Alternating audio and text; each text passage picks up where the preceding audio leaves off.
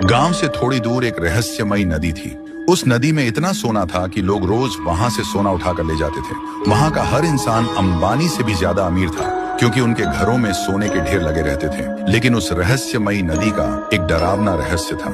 जो इंसान लालच में अंधा होकर वहां जाता, उसका सब कुछ बर्बाद हो जाता। उसी गांव से थोड़ी दूर एक छोटी सी झोपड़ी में राय कुमार रहता था। वह गांव से दूर एक फैक्ट्री में काम करता था और बड़ी मुश्किल से अपना पेट भर पाता था।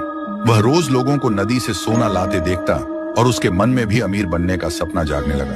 उसी गांव में कालिदास नाम का एक आदमी भी रहता था। वह बहुत लालची था। वह रोज रहस्यमयी नदी के पास जाता और बहुत सारा सोना लेकर लौटता था। गांव के बुजुर्ग हमेशा चेतावनी देते थे, रात के समय उस नदी के पास मत जाना। वहां काली दानव नाम का एक भयानक रक्षक रहता है। अगर वह नाराज हो गया तो पूरे गांव को मिट्टी में मिला देगा। लेकिन कोई भी उनकी बात नहीं मानता था। एक दिन राय कुमार को भी उस रहस्यमयी नदी का रास्ता मिल गया। वह वहां पहुंचा और केवल थोड़ा सा सोना लेकर घर आ गया। पहली बार उसकी झोपड़ी में खुशियां आईं। उसने नए कपड़े खरीदे, अच्छा खाना खाया और अपनी जरूरत की चीजें ले आया।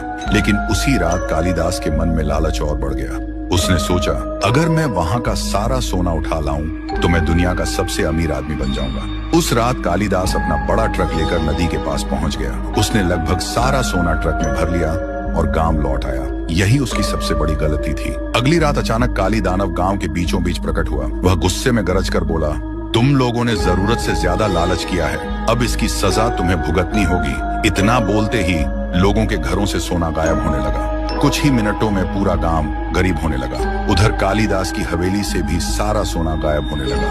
पूरा गांव बीचों बीच खड़ा होकर रोने लगा और अपनी गलती मानने लगा। तभी राय कुमार आगे आया और बोला, हमें मेहनत से कमाना चाहिए था, लालच नहीं करना चाहिए था। काली दानव ने उसकी बात सुनी और कहा, जिसके मन में लालच नहीं होता वही सबसे अमीर होता है। इतना बोलकर वह अचानक गायब हो गया।